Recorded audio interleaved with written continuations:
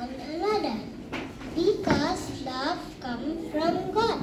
Whoever loves is a child of God and knows God. Whoever does not love does not know God, for God is love.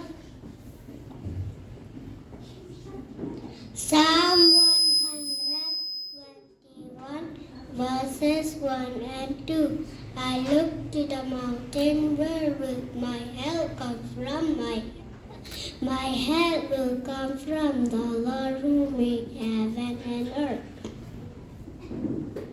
Mark chapter 10, verse 14. Yes, the little children to come unto me, and forbid them not, for of such is the kingdom of God. 1 John chapter 3, verse 18. My children, our love should not be just words and talk. It must be true love, which shows itself in action. Psalm 100, verses 1 and 2. Make a joyful noise unto the Lord, all ye lands. Serve the Lord with gladness. Come before his presence with singing.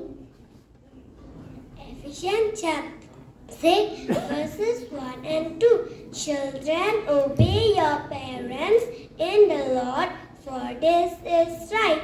Honor thy father and mother, which is the first commandment